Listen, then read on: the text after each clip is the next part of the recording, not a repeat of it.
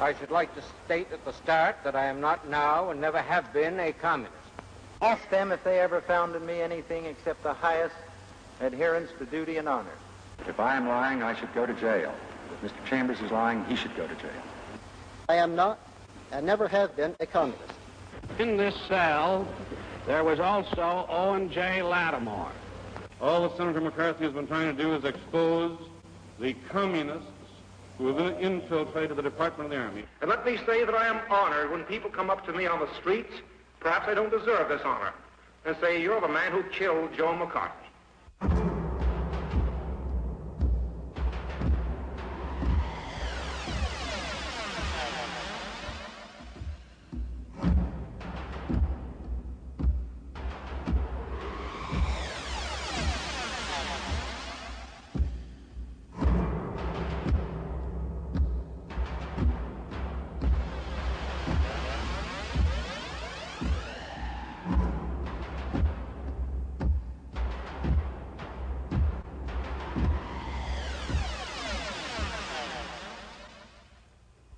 The rapid decline of the power and prestige of the United States undoubtedly will be recorded by future scholars as one of the most amazing events in history.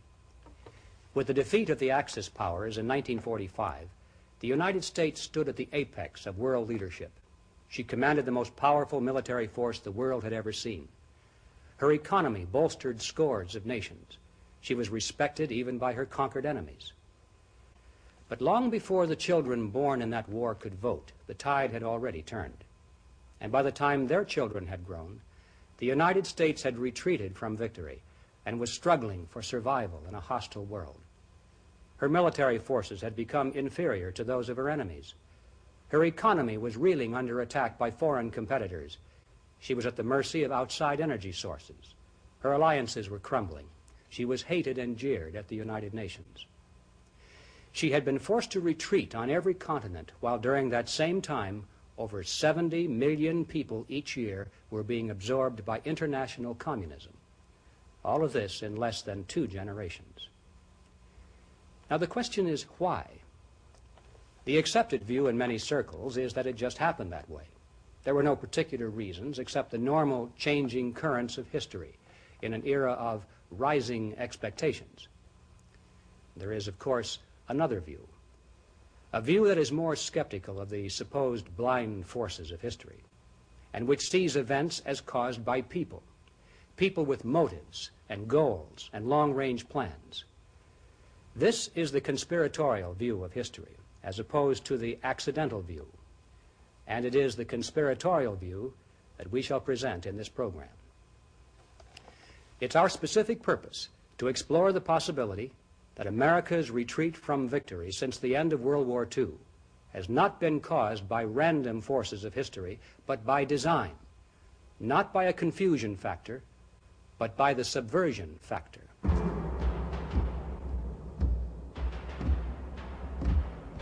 The most significant aspect of communist expansion since 1945 is the fact that it has not been accomplished by traditional military force. These countries were not conquered by external invasion of Soviet troops, but by internal terrorism, revolution, and subversion by people who were citizens of each target nation.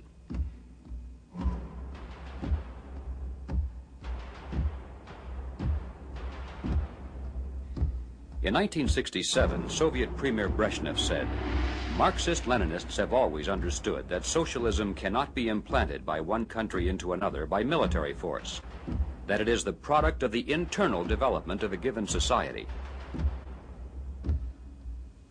Brezhnev's predecessor, Nikita Khrushchev, was even more explicit when he said, "I am convinced that tomorrow the red flag will fly over the United States, but we will not fly the flag.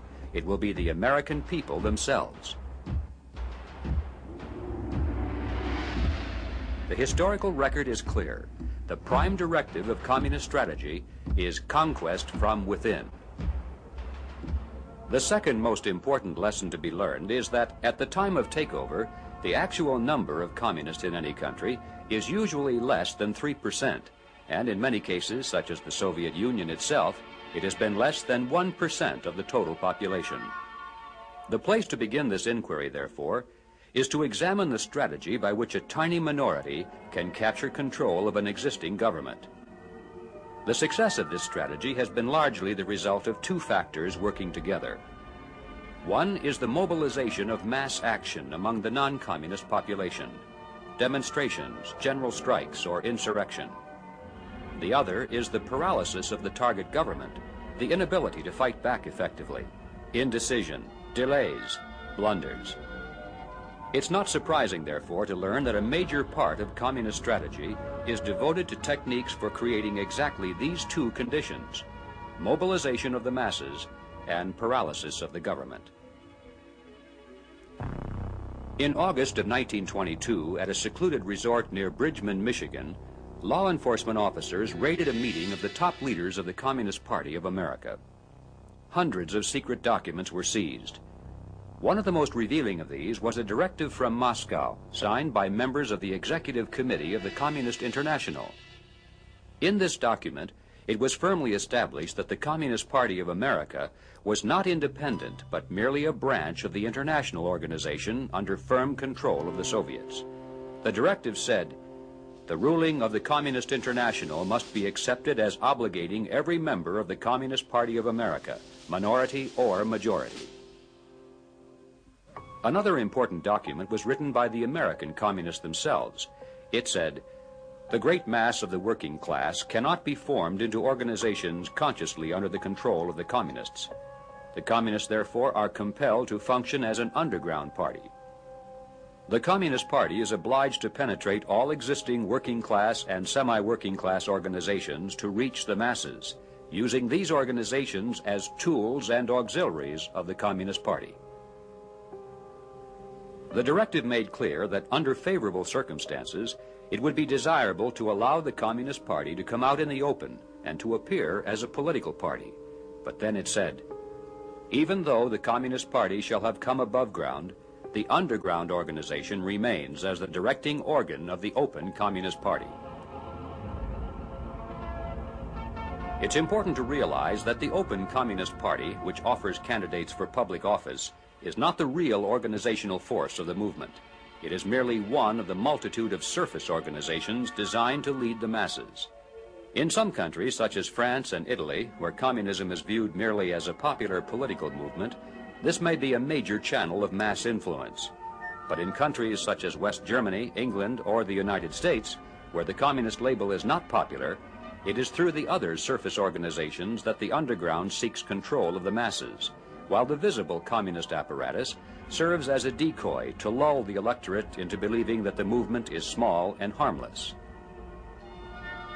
Manipulation of the public is an important part of communist strategy, but the second and equally important objective is paralysis of the target government.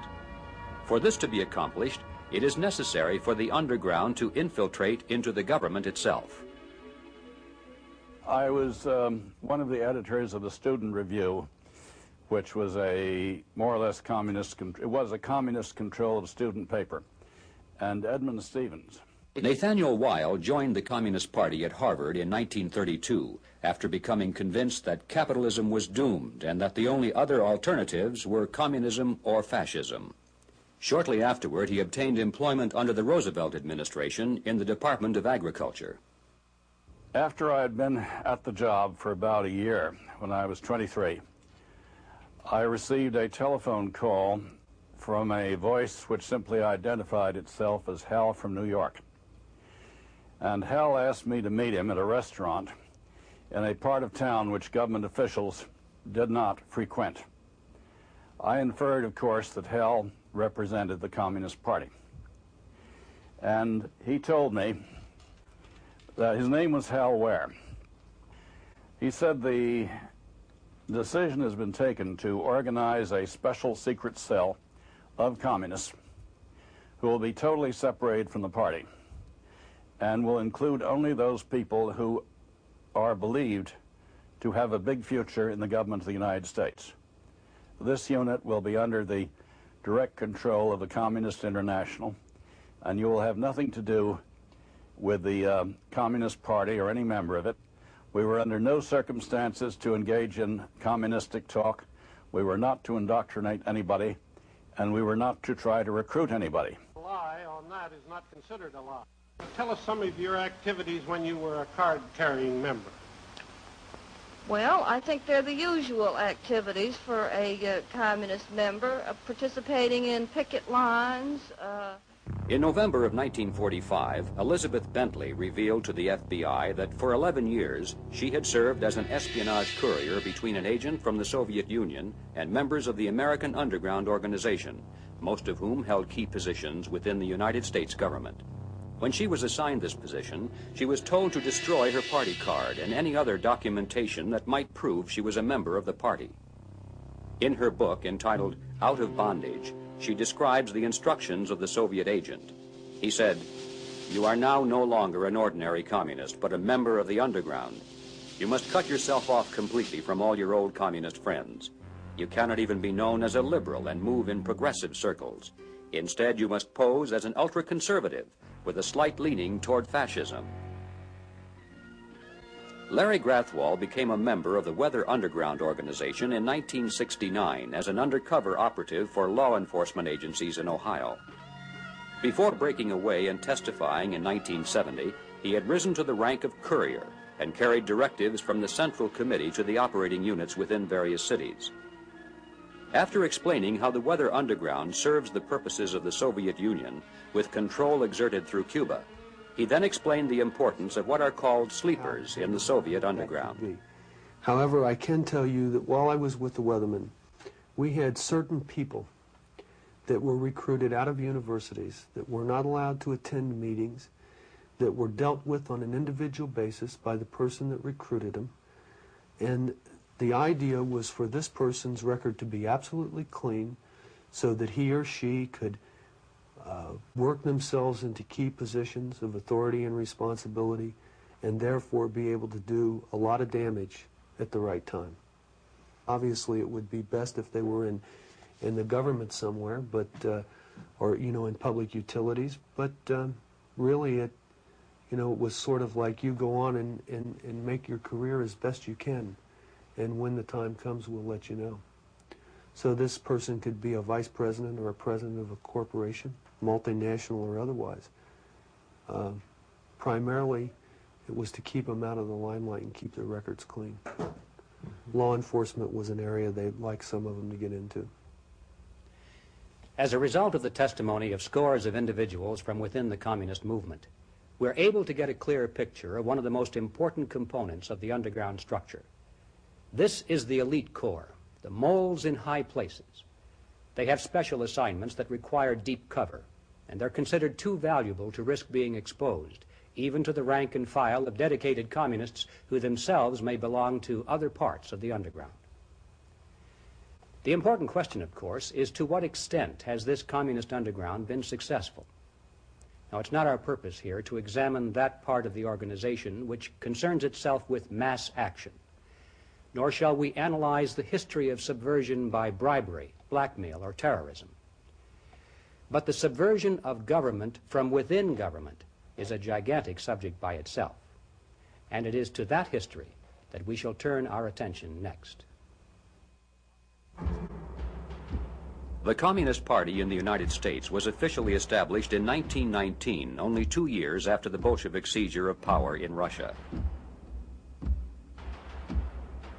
During the following 2 decades, over 100,000 American citizens flocked into the party. Unemployment and economic depression had convinced them that capitalism was crumbling, and a fear of the rising specter of fascism led them to embrace what they believed was the only alternative. By 1941, when the United States and Russia became allies in World War II, many people viewed American communists as merely patriots and socialist dreamers. And it was in this atmosphere of benign acceptance that the party consolidated its penetration into government. In fact, attempts even to investigate communism were firmly opposed at the highest level. The National Maritime Union was then under control of the communists, it's not now, and they were putting their operatives on ships, and they had a network of intelligence. Robert Morris, for many years, has been a key figure in the anti-subversion program of the federal government. He was chief counsel to the Senate Internal Security Subcommittee, and during World War II was the officer in charge of the counterintelligence unit of the 3rd Naval District in Washington. After describing how President Roosevelt had ordered the Navy to allow Communist Party members to serve as radio operators with access to secret military communiques, Mr. Morris then turned to the subject of Soviet defector Viktor Kravchenko. So we had to meet him clandestinely, and he was with the Soviet Purchasing Commission. And he had with him evidence, substantial evidence, that the Soviets were using the material, the naval material that we were sending to them to fight the Germans. They were not using it for that purpose, but instead they were using it to build up a large navy in the post-war period to take on the British and the Americans. And I had extensive evidence of that. When Morris brought this information to the attention of his superiors, he was met with cold indifference, was transferred out of intelligence work, and sent to a battle station in the Pacific. Went down there and gave him all the evidence because Kravchenko was standing by, ready to give more information. So I thought it was quite a coup. And 2 days later, I received orders to get out of the country with only 2 days' notice. Apparently, it came to the attention of the White House, and the White House didn't want anyone checking up on what the Russians were doing here. The Office of Strategic Services, known during the war as the OSS, was created to carry out clandestine operations against the Axis powers. It was headed by General William Donovan. It is now known that Donovan, instead of screening out members of the Communist Party, actually made contact with party functionary Eugene Dennis and recruited OSS personnel directly from communist ranks. In Yugoslavia, the OSS vigorously supported the communist resistance forces under Joseph Broz Tito and cut off all supplies to the anti-communist forces under Draza Mihailovic. At the end of the war, the Nazis attempted to surrender to General Mihailovic and to the Americans, but the Allied command refused the offer and insisted that the surrender must be made only to Soviet troops, thus ensuring that Yugoslavia would be in communist hands. Back in the United States, when the FBI provided General Donovan with evidence that some of his OSS personnel were members of the Communist Party, he replied, "I know they're communists. That's why I hired them." After the end of World War II, the OSS became the CIA. Roosevelt issued an order to the Civil Service Commission that investigators were forbidden to ask any questions concerning the communist backgrounds or communist affiliations of any applicant for the federal service. Otto Otepka, for 36 years, was an internal security specialist for the federal government. In 1953, he became chief security evaluator for the State Department. This included, of course, people in such key components of the government as the Office of Strategic Services. One of the most ridiculous things I ever heard of as a part of the relaxation of the security procedures then in effect by the Roosevelt administration was an attempt by the president to allow the Soviet Union to have an NKVD office in Washington, D.C., while in reciprocity, the United States would be allowed to have a branch of the OSS in Moscow. Now, when one knowledgeable studies the composition of the OSS from its inception, who would be ahead in that situation? Obviously, the Soviet Union. Why is that?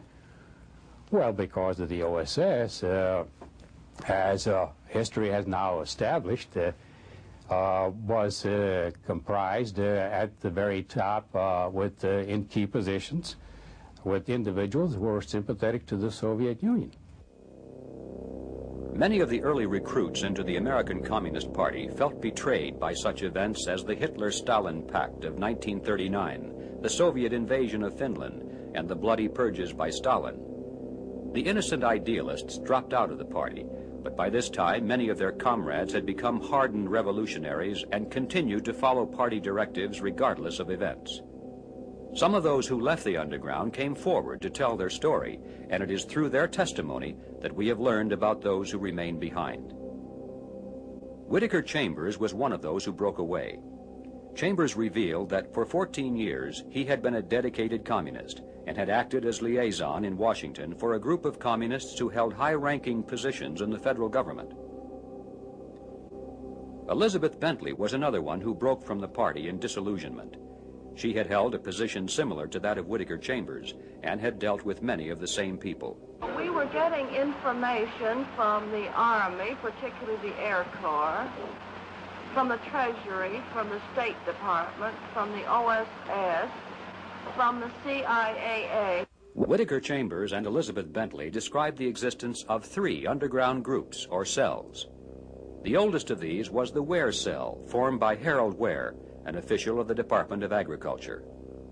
The Silvermaster Cell was under the direction of Nathan Gregory Silvermaster, an official of the Farm Security Administration. And the Perlow Cell was headed by Victor Perlow, an official in the Treasury Department. Over 80 persons were identified by name as part of this espionage network. The following is but a brief sampling from that list. Harry Dexter White, Assistant Secretary of the Treasury, First U.S. Director of the International Monetary Fund, author of the Morgenthau Plan for the dismantling of post-war Germany, member of the Advisory Committee of the OSS. Laughlin Curry, Administrative Assistant to President Roosevelt, Specialist on the Far East, Personal Presidential Envoy to China. Harold Glasser, Assistant to Harry Dexter White in the Treasury Department, U.S. Economic Advisor to Foreign Governments, Advisor to Secretary of State George Marshall, helped determine which countries would receive U.S. economic aid. Major William Ullman, United States Air Force, Materiel and Service Division in the Pentagon, access to restricted military information, document photography specialist for the Silvermaster Cell. Also named were Frank Coe in the Treasury Department, John Apt in the Department of Justice, Nathan Witt in the Department of Agriculture, Robert Miller in the State Department, Henry Collins in the Department of Labor, Sonia Gold in a Congressional Investigative Committee, and in the OSS, Maurice Halperin, Donald Niven, Duncan Lee, Helen Tenney, J. Julius Joseph, and Donald Wheeler. But perhaps the best-known name of all was Alger Hiss. Ask them if they ever found in me anything except the highest adherence to duty and honor. Then the committee can judge and the public can judge whether to believe a self-discredited accuser whose names and aliases are as numerous and as casual as his accusations. The other side of this question is the reliability of the allegations before this committee, the undocumented statements of the man who now calls himself Whittaker Chambers. I don't hate Mr. Hiss.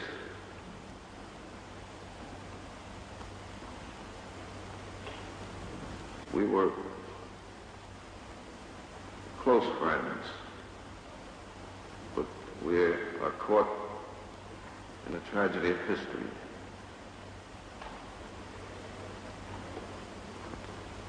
Mr. Hiss represents the concealed enemy against which we are all fighting, and I am fighting. I've testified against him with remorse and pity. Alger Hiss began his government career as a law clerk for Supreme Court Justice Oliver Wendell Holmes. Later was employed in the Department of Agriculture, moved to the State Department, and rose rapidly to the rank of Assistant Secretary of State. Was official advisor to President Roosevelt at Yalta, where major decisions were made affecting the fate of post-war Europe and China. Supervised the writing of the United Nations Charter. Was chairman and acting Secretary General at the founding meeting of the UN. In 1939, was identified as a communist agent by 2 independent sources, the French Intelligence Service and Whittaker Chambers. The reports were ignored and he was promoted. Again, in 1945, was implicated by the testimony of Elizabeth Bentley. Again, the reports were ignored and he was promoted. Was identified a 3rd time in 1946 by a Soviet defector in Canada, and again he was retained and promoted. Finally, after being identified a 4th time by former communist Hedda Massing, was convicted in 1950 for perjury in connection with his denials of espionage activities. was released from prison in 1954 and began a public campaign to vindicate himself as the victim of a frame-up. In the years following the conviction of Alger Hiss, Nathaniel Weil became yet one more former member of the Soviet underground who testified that to his personal knowledge, Hiss was guilty as charged. The answer to that is that I attended with Hiss probably, at a guess, 30 meetings of the cell. The cell never contained more than 8 or 10 members while I was in it. And I would also meet them at parties. So that I knew Hiss, even though I did not like him too well. I don't mean I disliked him.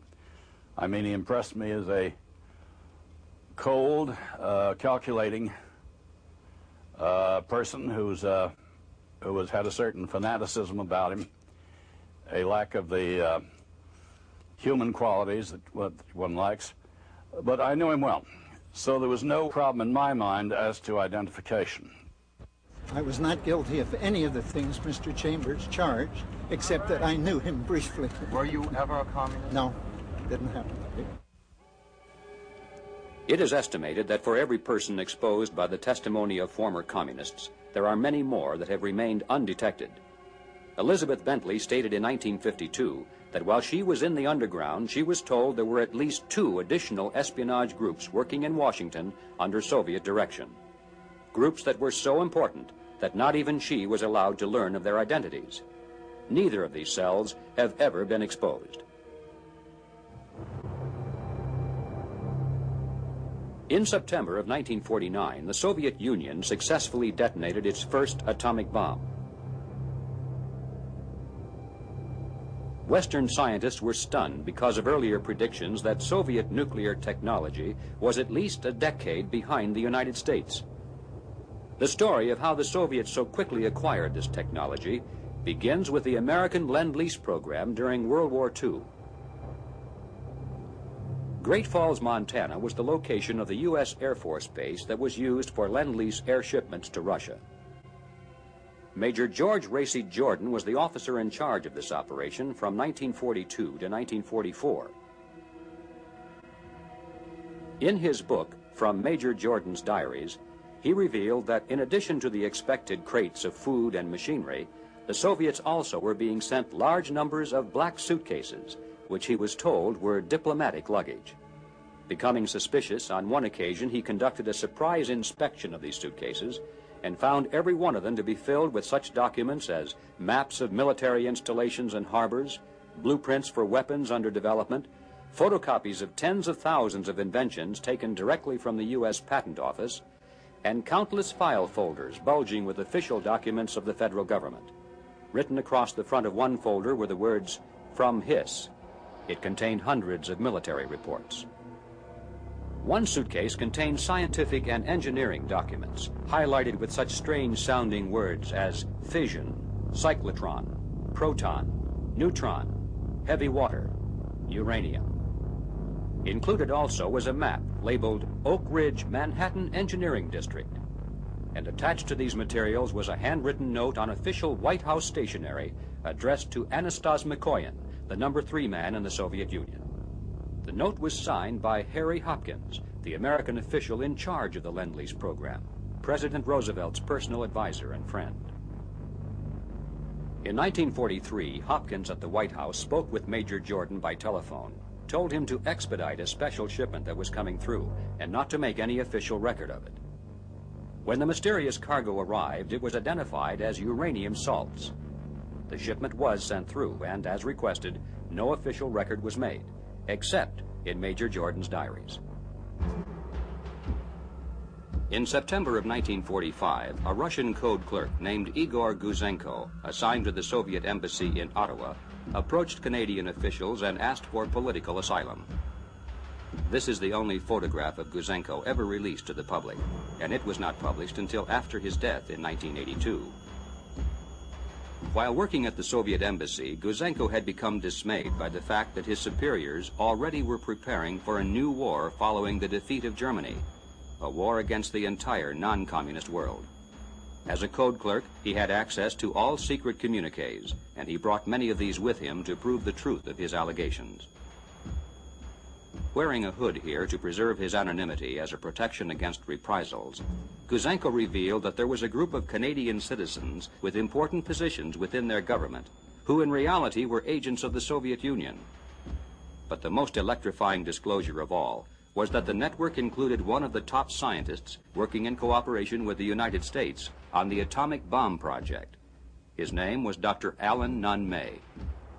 Dr. May was a nuclear scientist on loan from the British government. He was second in authority only to the head of the Canadian project. He had access to all data concerning the processing of fissionable materials. He had provided the Soviets with information about the secret test of the bomb in New Mexico, about uranium production schedules in Canada, and he had delivered to them actual samples of uranium. When confronted with the evidence, Dr. May confessed that everything Guzenko had revealed was true. Another British scientist on loan to the United States was Dr. Emil Klaus Fuchs, who had been assigned to work at the top secret facility at Los Alamos, New Mexico. He was one of the few people at that time who had knowledge of how to construct the bomb trigger mechanism. Under questioning, Dr. Fuchs confessed that he also had been working with the Communist underground and that he had given the Soviets drawings and detailed instructions on how to assemble and explode the atomic bomb.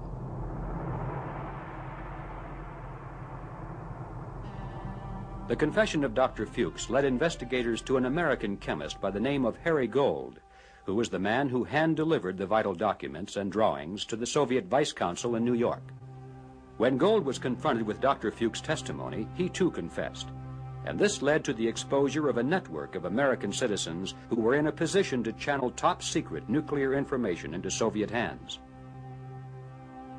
The trail led to David Greenglass, the man who made the actual drawings of the bomb's trigger mechanism, and to his sister, Ethel Rosenberg, and her husband, Julius, who were convicted and executed for their part in coordinating the espionage operation. At the conclusion of the trial, federal judge Irving Kaufman declared that this was the crime of the century. He said, "I have searched my conscience to find some reason for mercy. It is not in my power to forgive you." Also convicted at the same trial was Morton Sobel, who had attempted escape to Mexico to avoid prosecution. And finally, the trail of espionage led to Professor Philip Morrison, who admitted earlier Communist Party membership and who had access to virtually all secrets of the A-bomb while employed at the Manhattan Project. In retrospect, it is now clear that the detonation of the Soviets' first nuclear weapon in 1949 was an achievement not of research and science, but of espionage and subversion. Following the disclosure of the Soviet theft of America's nuclear technology, congressional committees began to take an interest in learning more about communist penetration into government. In 1947, for example, Louis Boudens was called to testify before the House Committee on Un-American Activities. He had served as the managing editor of the official communist newspaper, The Daily Worker, and had been a member of the party's national committee. Boudens later revealed that one of the government's most respected experts on China, Owen Lattimore, was a member of the communist underground. In this cell, there was also Owen J. Lattimore. This I know from reports received in the Politburo and given to me officially as managing editor of the Daily Worker. Owen Lattimore was the man who was sent to China by President Roosevelt to serve as the official U.S. advisor to Chiang Kai-shek, the nationalist Chinese leader who then was struggling to prevent a communist takeover of his country. John Stuart Service was another State Department China expert who came under investigation. In 1945, Service was found responsible for transmitting hundreds of classified and top-secret documents to the staff of Amerasia magazine, a communist-controlled publication. There they were copied and transmitted to the Soviet Union. Service was reprimanded for indiscretion, but not released from employment. In fact, he was later promoted to head of the State Department's Information Service. The Senate Subcommittee on Investigations uncovered evidence of similar problems in the government printing office, where many classified documents are printed and distributed. Also in the Voice of America program, which was designed to reflect the American viewpoint through radio broadcasts in Europe. And in the American Overseas Libraries, which were part of the State Department program, supposedly to combat communist propaganda abroad. The CIA and its predecessor, the OSS, came into the spotlight on numerous occasions. In 1952, the head of the CIA, General Walter Bedell Smith, stated publicly that he was sure there were communist agents working inside his organization. No less than 3 defectors from the Soviet KGB have stated that this is so. They are Anatol Golitsyn, Yuri Nosenko, and Mikhail Golanevsky. Although their testimony has been clouded by controversy, the fact remains that there never has been an outside investigation of subversion in the CIA. The military is another critical branch of government that never has been investigated for possible communist penetration, even though there is evidence that serious problems may exist. In Italy, for example, in 1967, Giorgio Rinaldi confessed that he had been part of a Soviet underground operation involving 300 officers in NATO, some of whom were American military officers. In 1954, Lieutenant Colonel Yuri Rastorov of the Soviet Secret Police sought political asylum in the West. He had been the director of Soviet espionage operations in Tokyo. After coming to the United States, he revealed that he personally had worked with several members of the American Military Intelligence Service. In 1964, Swedish Air Force Colonel Stig Wennerstrom admitted that for 14 years he had transmitted information to the Soviets regarding nuclear strike capabilities of NATO and the United States. When asked where he obtained this information, he replied that it was from the head of the American Intelligence Service at the Pentagon. Turning to the legislative branch of government, Senator Barry Goldwater in 1975 was interviewed on television and revealed that communists had infiltrated into the office staffs of as many as 9 members of Congress. This information, he said, came from the CIA commission of which Vice President Rockefeller was a member.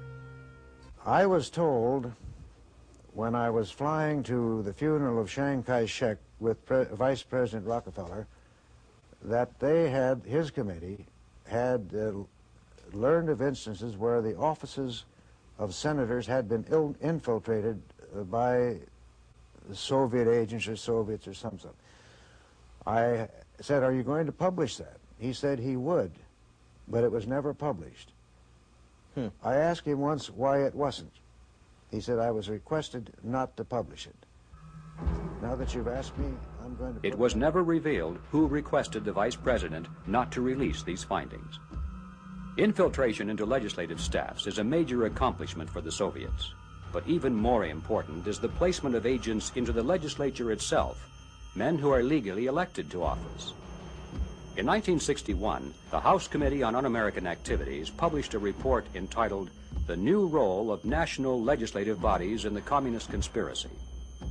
This report revealed that a number of communists, posing as Republicans or Democrats, had been successfully elected to the state legislature of Washington, the Michigan Senate, and the United States Congress, and that the Communist Party had boasted of its role in helping to elect candidates in a number of states, including California, Ohio, New York, and Illinois. By the mid-1950s, the underground apparatus of the Communist Party was in serious trouble. The one thing a conspiracy cannot survive is exposure. Yet a steady stream of former communists and FBI undercover operatives gradually was exposing the entire operation to public view. This was accomplished primarily through congressional investigative committees, which put the testimony of these people into the public record. And one of the most important aspects of this history is the fact that even though the President and the heads of various government agencies repeatedly were informed by the FBI and given names with documented proof, almost never were these Soviet agents removed, and in fact many of them were promoted until the investigative committees of Congress stepped in, made the information public, and created external pressure for action. As far as the communists were concerned, something had to be done to stop these committees. And it is the story of how they succeeded in that counterattack that we shall take up next. There's no contest between Senator McCarthy and the Department of the Army. All that Senator McCarthy has been trying to do is expose the communists who have infiltrated the Department of the Army. The late Senator Joseph McCarthy, in the minds of many, has become the symbol of anti-communism in America. His detractors have used the word McCarthyism to mean political hysteria and lack of concern for the rights and reputations of innocent people. His defenders view him as the fallen warrior against the hordes of pro-communists in both government and the press. It's not our purpose here to retell the McCarthy saga, but it is important to observe in passing that McCarthy's critics seldom have challenged his basic facts, choosing instead to condemn him on questions of personal style. When he claimed to possess the names of 205 security risks in the State Department, no one denied that such people were on the payroll, but they attacked him because he was not always consistent with the number of names on his list. When he said that there were pro-communist books in the overseas library program, there was no question of it, but he was condemned instead for book burning. No one denied his claim that security risks were employed at the secret testing laboratories at Fort Monmouth, but they criticized him for obtaining this information from a document he was not authorized to have. And when he charged that General Ralph Zwicker had protected and promoted a known communist in the military, his facts were never challenged. He was attacked instead for losing his temper and speaking harshly to a brigadier general. You hear all this talk about Senator McCarthy's methods, usually in a derogatory sense, like people saying, well, I agreed with his fight against communism and his goals, but I didn't agree with his methods. In 1951, Roy Cohn had served as the assistant federal prosecutor in the trial of atomic bomb spies Julius and Ethel Rosenberg. But from 1953 to 1955, he was the chief counsel for the Senate Subcommittee on Investigations, of which Senator McCarthy was chairman. Somebody like Bill Buckley will take the position that, well, his controversiality maybe in the long run hurt the cause and things like that. I don't buy that. Somebody had to make this fight. Senator after senator had declined to do it. It was a dangerous fight because, as we've discussed, you were taking on the media, you were taking on people with vested interests in covering up these communist activities, and it took a man who was a man to do it. And Senator McCarthy was that man. So you can say by his fearlessness and his courage, he made himself an open target for the enemy. Well, that's true. I suppose he did. But that was a risk of the game which he was willing to take, and which I think the results he achieved. And I, again, keep coming back to where we are today, because you have to view everything in perspective. If the communists had turned out to be a bunch of pussycats who held free elections in Czechoslovakia and Poland and Hungary and Bulgaria and so on and so forth, and who never went near Afghanistan, or who embraced solidarity and said, you want freedom, you've got it, I'd look like an awful fool today, and I wish I did. But unfortunately, history has proved the opposite, that what we were yelling about 25 years ago has all come true, and there isn't that much left of the free world. Regardless of the controversy surrounding the career of Joseph McCarthy, regardless of whether he was the victim of his own deeds or the victim of conspiracy, one fact stands above all others: the destruction of his political career and the placement of the word McCarthyism into the American vocabulary was the turning point in the fortunes of the Soviet underground. From that moment forward, any outspoken anti-communist could be discredited in the public mind merely by labeling him a McCarthyite.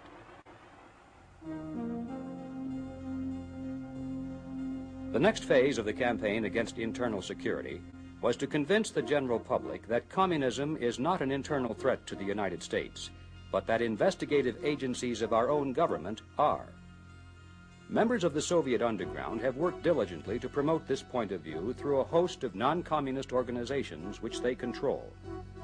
Their public pronouncements do not call for the defense of communism, which would be unpopular, but instead for the protection of civil liberties, freedom of association, and the right to political dissent. One of the first organizations to serve this function was the American Civil Liberties Union. It was formed in 1920 by Roger Baldwin, who publicly advocated the right to overthrow the government by force and violence. He also said, "I am for socialism, disarmament, and ultimately the abolishing of the state itself. Communism is, of course, the goal." In a letter to an associate, Baldwin gave this advice. He said, "We want also to look like patriots in everything we do. We want to get a good lot of flags, talk a great deal about the Constitution and what our forefathers wanted to make of this country, and to show that we are the folks that really stand for the spirit of the Constitution. Among the founding membership of the ACLU were such notables as William Foster, who later became the head of the above-ground Communist Party, USA, Felix Frankfurter, who later became a Supreme Court justice, Dr. Harry Ward of the Union Theological Seminary, who later became famous for his books and speeches in defense of the Soviet Union, and Elizabeth Gurley Flynn, who later became an official spokesman for the Communist Party. It was inevitable that the ACLU would become the first non-communist organization to oppose the investigative committees. It carried out a public opinion campaign in favor of the censure of Senator McCarthy, and by 1960 had made the abolition of the House Committee on Un-American Activities one of its primary objectives. One of the functions of the ACLU is to provide free legal services. Most of its officials are lawyers, and many of them belong to an organization known as the National Lawyers Guild. The National Lawyers Guild was formed in 1937 with the assistance of the American branch of an agency of the Soviet Comintern. It has been described by the communists themselves as a transmission belt for the Soviet underground. A committee of Congress officially declared it to be the legal bulwark of the Communist Party. Members of the National Lawyers Guild have provided legal defense and, in some cases, financial assistance to such groups as the Weather Underground Organization, the Puerto Rican FALN terrorists, the Black Panther Party, the American Indian Movement, and the Symbionese Liberation Army. In 1975, William Kunstler and other members of the National Lawyers Guild offered their support to the leaders of the West German terrorist Red Army Fraction, better known as the Baader-Meinhof Gang. They even attempted to send a team of lawyers to Germany to aid in their legal defense. One of the members of that team was Ramsey Clark, former Attorney General of the United States. Perhaps the most conspicuous group within the National Lawyers Guild has been the New York law firm of Rabinowitz, Boudin, and Standard. Leonard Boudin is the father of Kathy Boudin, one of the leaders of the Weather Underground organization. Victor Rabinowitz, his law partner, has been identified as a member of the Communist Party, and their law firm is an official agent of Cuba in United States courts. By the early 1950s, the Communist Party had launched 3 additional organizations designed to build public opposition to the investigation of communism.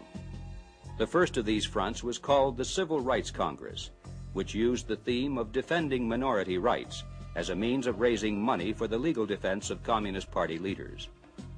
The second was the National Committee to Abolish the Un-American Activities Committee, in which 7 of the 13 national officers were identified members of the Communist Party. The third was the Emergency Civil Liberties Committee, officially cited in 1958 as a communist front. Frank Wilkinson has been an organizer for both the National Committee to Abolish the Un-American Activities Committee and the Emergency Civil Liberties Committee. On 2 separate occasions, he has been identified in congressional hearings as a member of the Communist Party.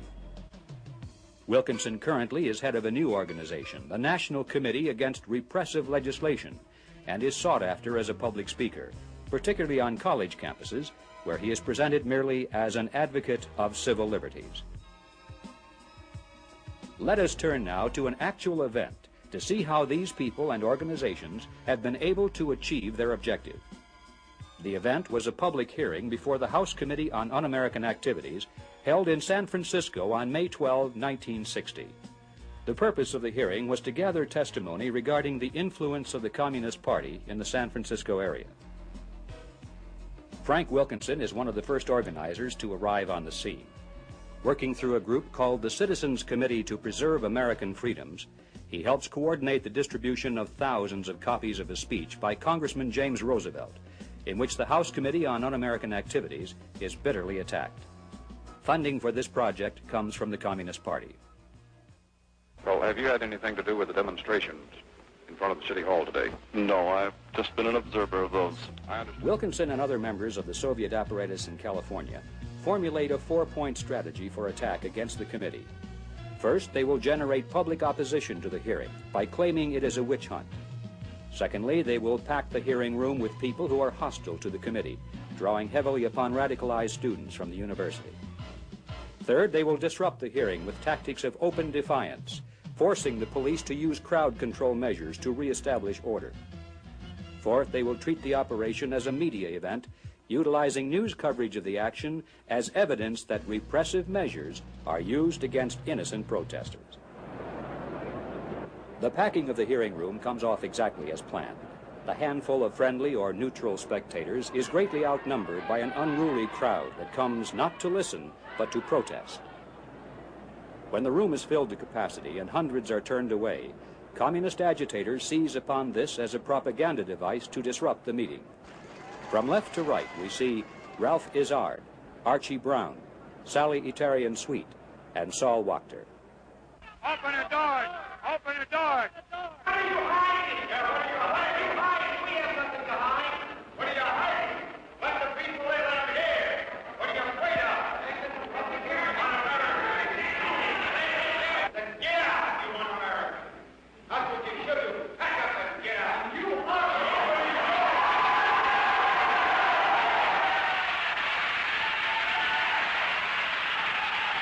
Open the doors. Here comes the goose squad.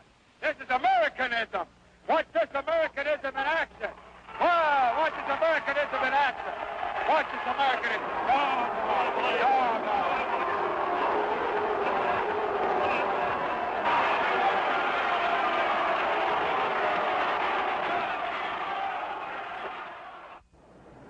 Douglas Wachter, son of Saul Wachter, is a communist-trained student organizer at the Berkeley campus of the University of California. He also was an official delegate to the Communist Party's recent annual convention. Pleading the Fifth Amendment when asked about his party membership, he presents himself not as an agent of a foreign power, but as a patriot whose only concern is to defend the Constitution. I cannot cooperate with the committee in answering any such questions. I feel I have an obligation as a citizen of this country to preserve the Constitution, and I do not feel I can do so in good conscience by allowing the House Un-American Activities Committee to inquire into my beliefs or associations. On the second day of the hearings, California State Assemblyman Philip Burton addresses a rally of protesters and calls for the abolition of the committee. His sister-in-law, Michelle Burton, was an official delegate to the 1962 Communist World Youth Festival in Helsinki. Burton himself has established a long record of support for officially cited Communist Front organizations. Philip Burton later would become a member of the United States Congress. William Mandel is a well-known news commentator over radio station KPFA. In due course, he is called to testify about evidence of his role in the Communist Party as an instructor in tactics. If you think that I am going to cooperate with this collection of Judases, of men who sit there in violation of the United States Constitution, if you think I will cooperate with you in any way, you are insane. This question has no purpose other than to harass me. When I was asked this question last in 1943 by the late Joe McCarthy, and let me say that I am honored when people come up to me on the streets, perhaps I don't deserve this honor, and say, you're the man who killed Joe McCarthy. Because I happened to appear on the first day of the book-burning hearing, and I did my best to conduct myself in the manner which I'm conducting myself today. If there were any such evidence against me under any law, the proper authorities could move against me. This body is improperly constituted. It is a kangaroo court. It does not have my respect. It has my utmost contempt. And I am not going to answer that question, sir. By noon of the second day, the unruly crowd has grown to such proportions that it now blocks access to other rooms in the City Hall, and the jeering and chanting interfere with proceedings in courtrooms on the third floor.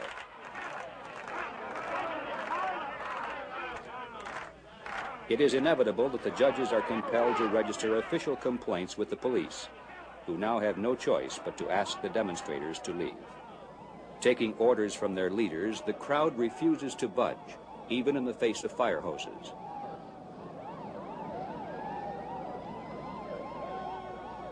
The result is a media event of great proportions, as the protesters are unceremoniously removed, one by one.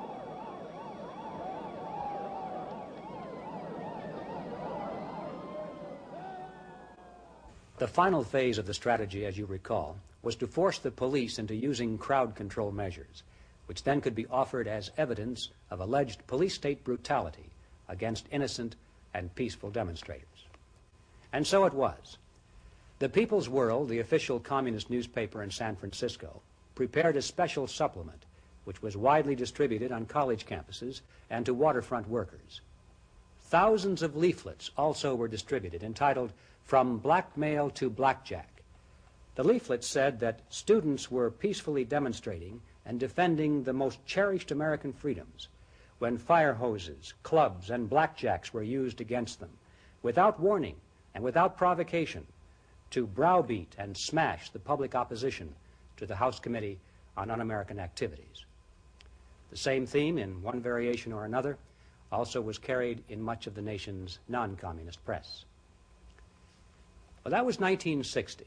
By the 1970s, the campaign against internal security had greatly expanded in terms of the number of people and organizations involved, in terms of professionalism and sophistication, and also in terms of objectives, because by this time, the target of attack had broadened to include not only the investigative committees of Congress, but all intelligence gathering operations, including the FBI, the CIA, and even the intelligence units of local police departments. We shall turn to that part of the story in our next program, The Open Gates of Troy.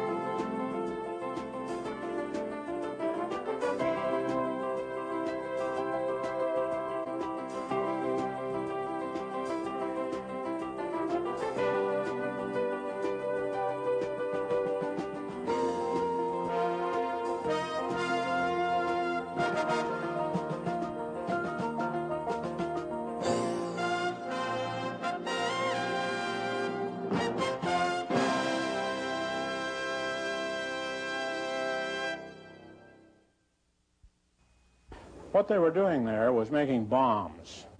They were making anti-personnel bombs. They were taking 4 or 5 sticks of dynamite, hundreds of heavy nails, and taping the nails on the outside of the dynamite so that when it exploded, it would send those nails out in every direction, and of course, any one like a bullet. So they would have killed hundreds of people had they been successful.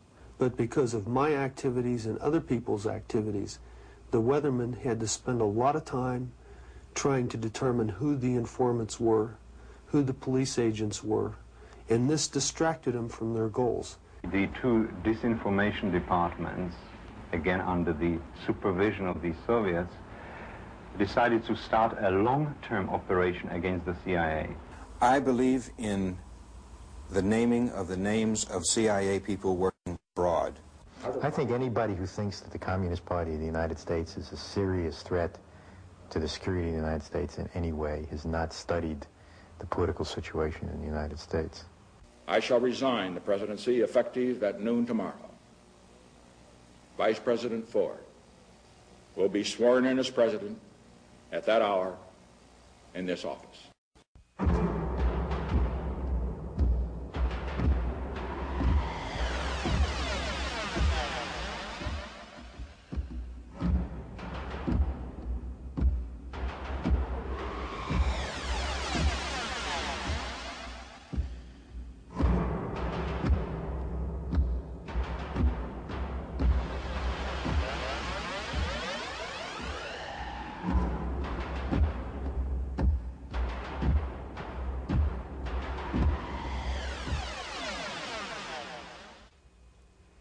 In the 1st century BC, it was the Roman poet Virgil who immortalized the story of the Trojan horse.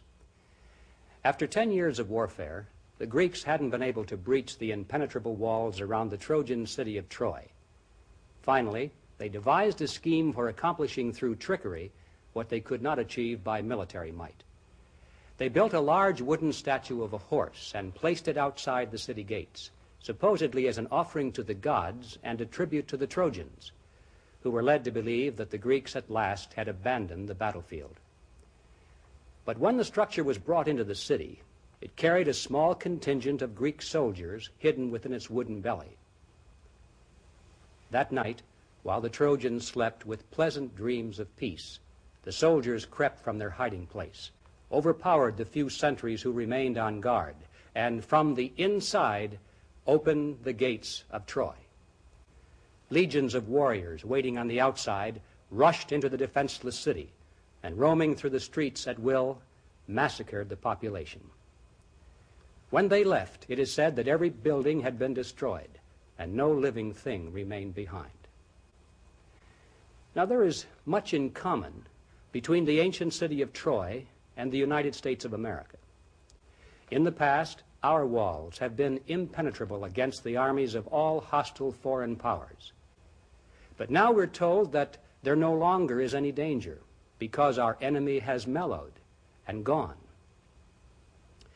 Is it possible that we too have been lulled into pleasant dreams of peace, while there are those who even now overpower our sentries and pull upon our gates from the inside? The answer to that question is the subject of this program.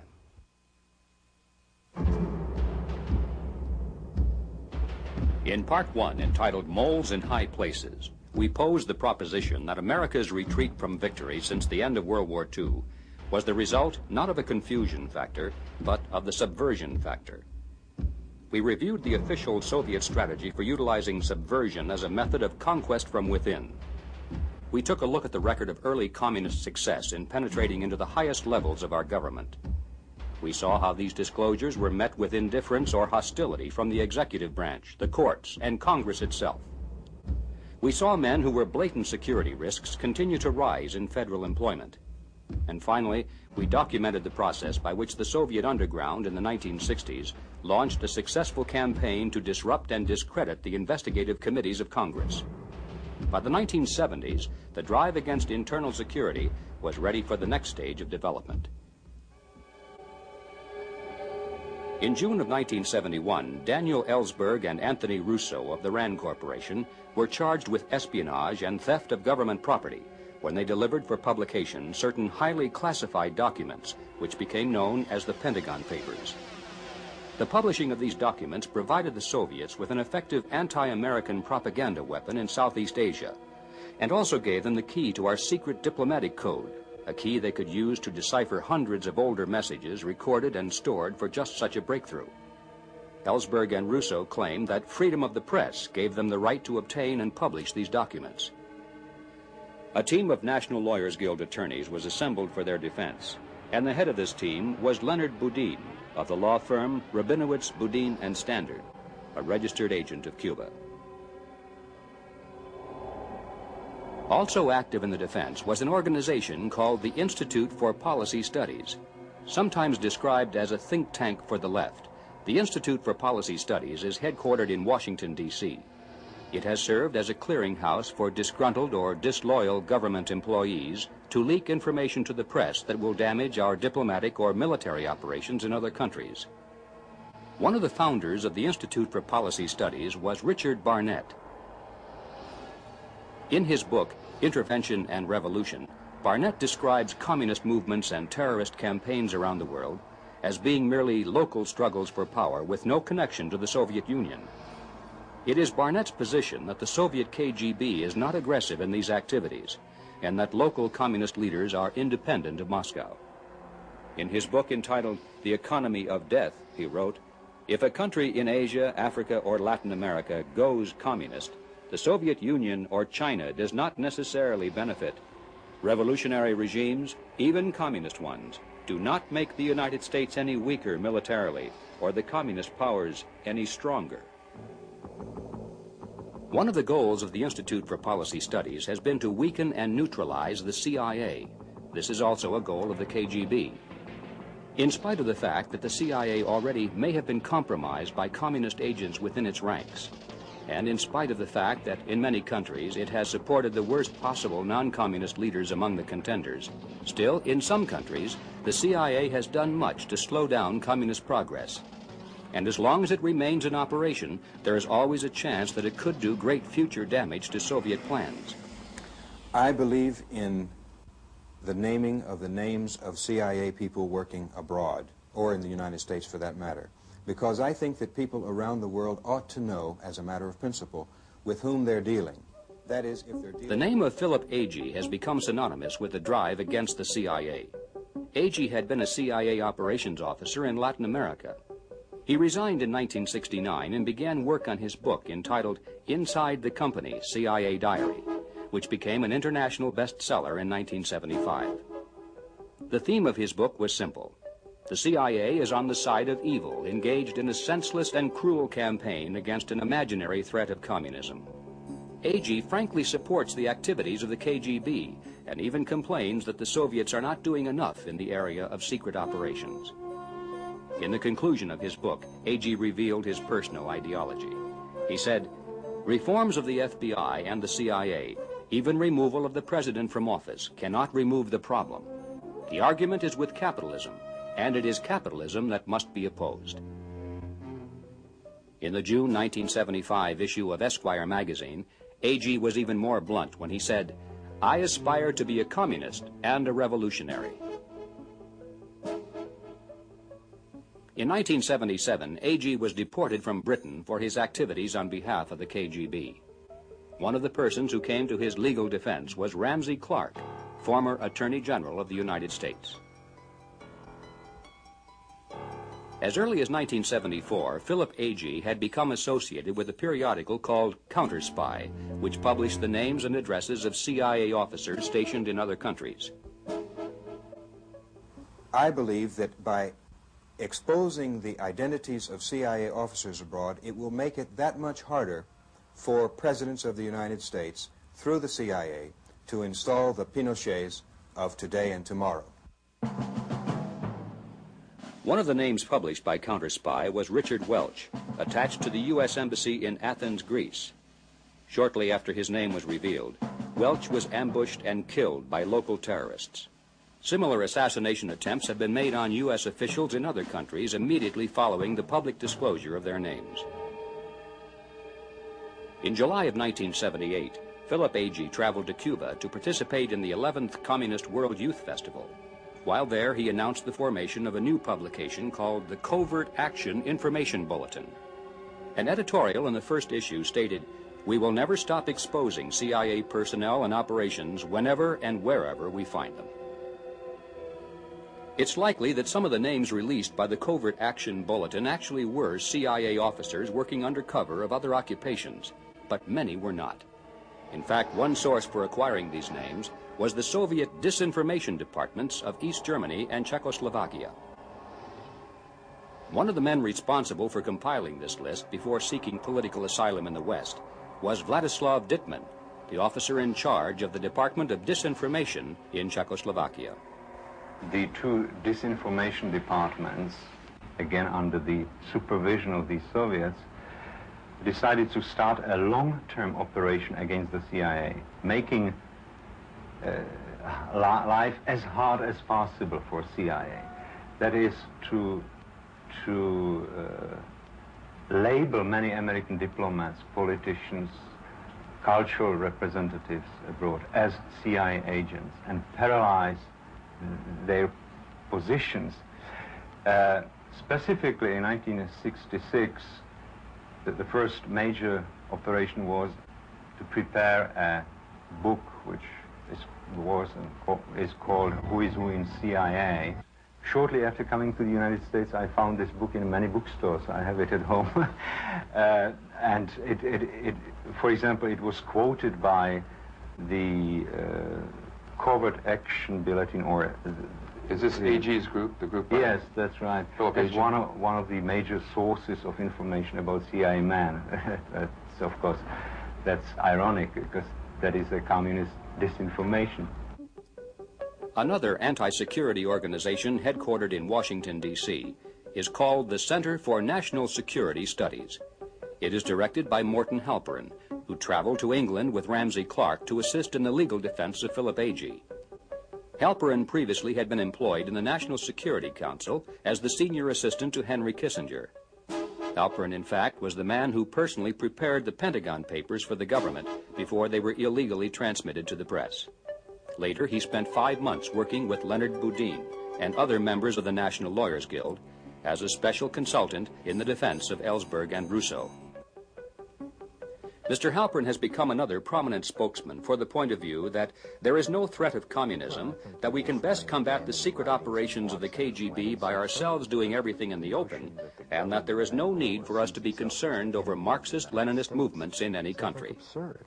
The notion that there is a Marxist-Leninist conspiracy in the world, in light of the very, very substantial differences between various countries who call themselves Marxist-Leninists, is absurd. I think the only people left who take Marxist-Leninism seriously are American right-wingers who have a need for seeing a conspiracy opposed to them. And I think during our interview, Mr. Halperin remained soft-spoken and composed while discussing questions of civil liberties and constitutional rights. But when we asked him about the Communist Party connections of his associate Leonard Boudin, this was his reply. That's absolute nonsense, and you know that's absolute nonsense. Mr. Boudin can speak for himself about his past affiliations, but I think that's, first of all, totally irrelevant to the question of the defense of Daniel Ellsberg, and also absolute nonsense. Leonard Boudin has been a member of the National Lawyers Guild probably for the last 30 to 35 years. He's been... Mr. John Reese is editor and publisher of Information Digest, an internationally recognized bi-weekly report specializing in matters of Soviet covert operations against the United States and the free world. It's very interesting to note that in the trial of William Miller and Mark Felt, who were two senior officials of the FBI, harassed in the courts under the Carter administration for their efforts to stop terrorism, a stipulated document was entered into the court record which said that Leonard Boudin had been a secret member of the Communist Party USA. Now, I think this is important, Mr. Griffin, that it was a stipulated document, and that in legal terms, I understand, is one that was agreed by both the attorneys for the defense and for the prosecution. Mr. Halperin denies that the Communist Party is an arm of international conquest. He portrays it as merely another political party, interested only in sharing power, not capturing it. I think the Communist Party is, like the Republican Party, a political party. I think there may have been people in it, as there may have been people in other political groups, who took orders from foreign powers and who may have violated some laws of the United States. And if they did, the government has a right to investigate them. Anyone can become a Republican or Democrat. Could anyone join the Communist Party?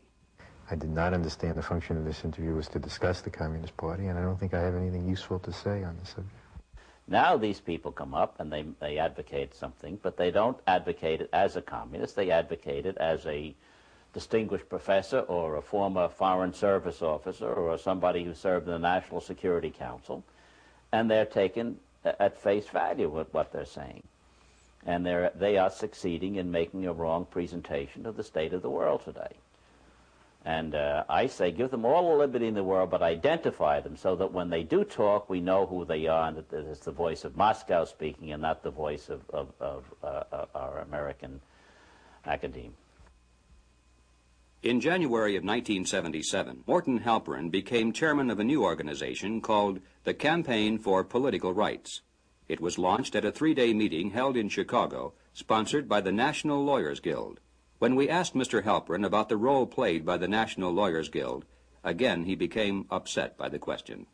I think when you attempt by asking questions about was the Campaign for Political Rights started by the Lawyers Guild, which will then be followed by a question of did I know that the Lawyers Guild was named by the California Un-American Activities Committee as a communist front, that the only conceivable purpose of such questions is to attempt to smear organizations and to discredit their work by tenuous and illegitimate connections which are absolutely irrelevant to what they're doing and can serve no other purpose than pure McCarthyism. That brings us up to date in terms of the more prominent individuals and organizations which have been working to dismantle our internal security system. The names have changed over the years, but the methods and the rhetoric have not. Now, in spite of the fact that this campaign has been going on now for well over 30 years, and in spite of the fact that it enjoys the backing of a major foreign power with almost unlimited funding and full-time professional leadership, still, many Americans are of the opinion that somehow we have survived the attack. Surely someone in government is watching these things. That, of course, is a comforting thought, but unfortunately it is not a reflection of reality. We shall take a hard look at that reality in the next part of this program.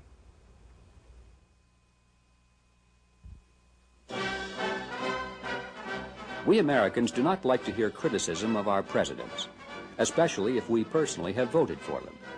It is as though our ballot somehow has sanctified these politicians and converted them into sages and saints. But the fact remains that presidents from both political parties have contributed to the undermining of our internal security system, and we cannot sweep these facts under the rug merely because the men involved have been politically popular. The role played by FDR in opening up government employment to communists in the 1930s and 40s previously has been shown. When Roosevelt died in 1945, Harry Truman stepped into the presidency, but made few changes regarding internal security.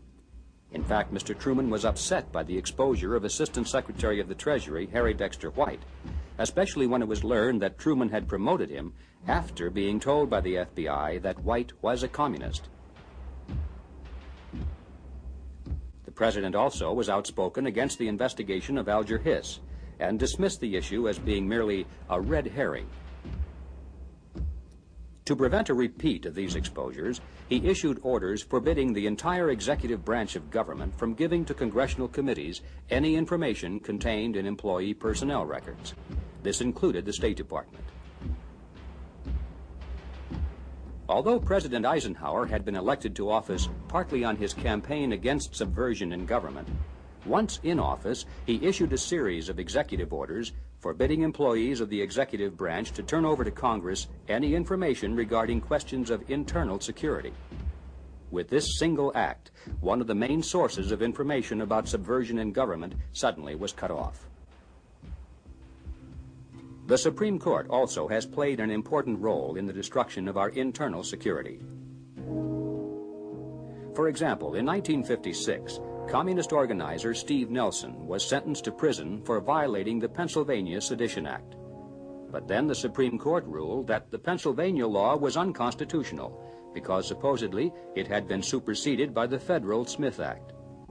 This decision struck down the existing internal security laws of 42 states. Then in a second decision, the Supreme Court declared that provisions of the Smith Act were null and void. In 1964 and 1965, the court struck down the laws that required American communists to register as agents of a foreign power. The justices did not deny that these people really did act as agents of the Soviet Union, but they declared that compelling them to register as such would violate their constitutional rights. These are but a sampling of over 30 decisions of the Supreme Court, mostly under the leadership of Chief Justice Warren, which have made it impossible to prosecute or even to investigate subversion in government. The Warren Court now is gone, but those who followed have not challenged these decisions, and the damage remains unrepaired. Another setback to our internal security program was the selection process by which government employees who administered that program were assured of being of a liberal or pro-Soviet point of view. Those who adhered to a hard line on security were eliminated, such as Otto Otepka, Chief Security Evaluator for the State Department. Shortly after the election of President Kennedy, Otepka was called to meet with Secretary of State Dean Rusk and Attorney General Robert Kennedy. They asked me about my attitudes and policies and procedures with respect to the administration of personnel security administration in the State Department under the new Kennedy administration. and I was given a specific case, and that was on Walt Whitman Rostow. I was asked whether or not it would be possible for Rostow to come into the State Department without the benefit of a background investigation. Otepka replied that he could not issue a clearance for Walt Rostow because he already had been investigated by the CIA and the Air Force, and on both occasions was found not to be suitable for employment because of security questions. This made the secretary, and particularly Bobby Kennedy, very unhappy, and Kennedy said, in referring to the decision of the Air Force to turn Rostow down on a prior occasion, he said, "Those Air Force generals who did this are a bunch of jerks." Shortly after this meeting took place, Walt Rostow, the man who was denied a security clearance by the CIA, the Air Force, and the State Department, was appointed by President Kennedy to be his special assistant in none other than national security affairs. The Assistant Secretary of State for International Organization Affairs under the Kennedy administration was Harlan Cleveland. Cleveland had approached Otepka to see if there was some way to get Alger Hiss back into the State Department after his release from prison. Cleveland himself had been hired only after the Security Evaluations Division had been ordered from above to waive the usual pre-employment security check of his background.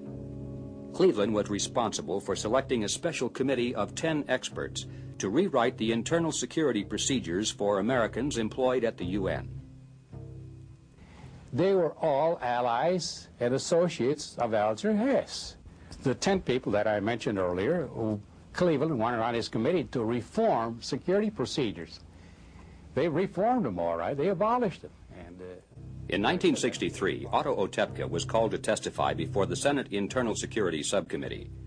One of the disclosures made in that testimony was the case of William Wieland. Wieland had been a State Department officer in charge of Cuban affairs. He played a key role in shaping the U.S. pro-Castro policy during the critical days of Castro's takeover in Cuba. Otepka had discovered that Wieland, at the time of obtaining employment in the State Department, had concealed information about his past, including an unresolved allegation that he had been connected with the Cuban Communist Party. Otepka also discovered that Wieland had concealed evidence that Castro was a communist.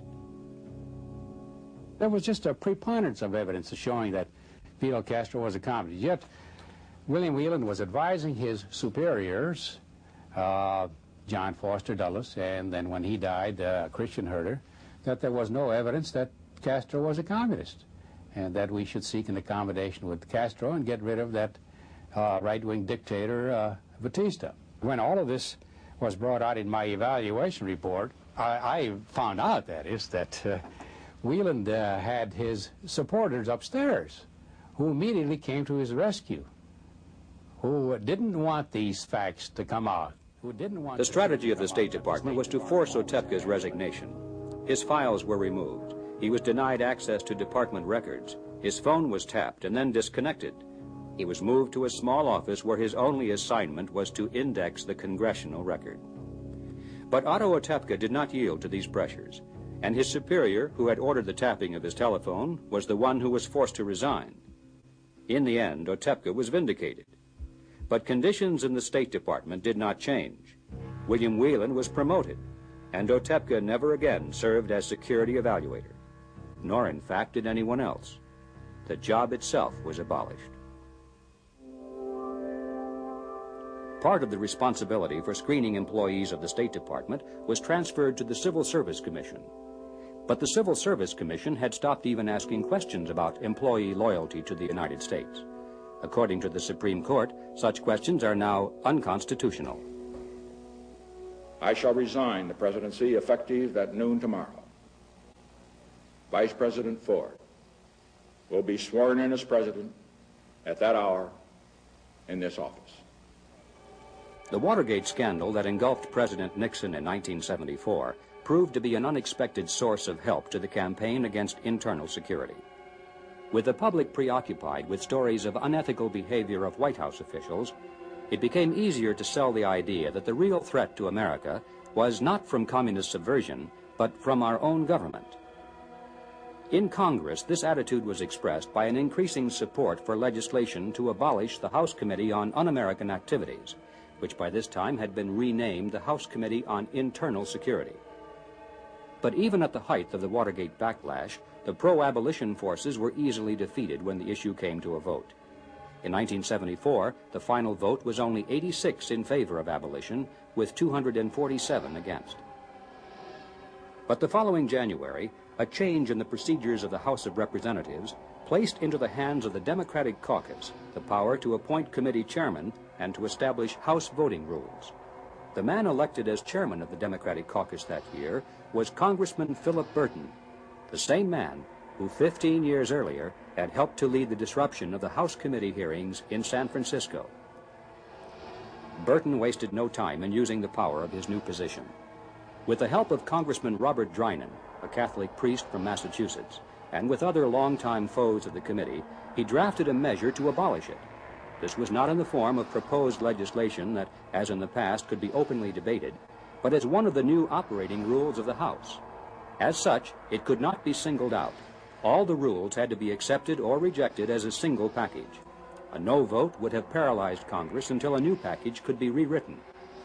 Many congressmen who favored the continuance of the committee were unwilling to delay the opening of Congress, and others were equally unwilling to vote against their own party caucus.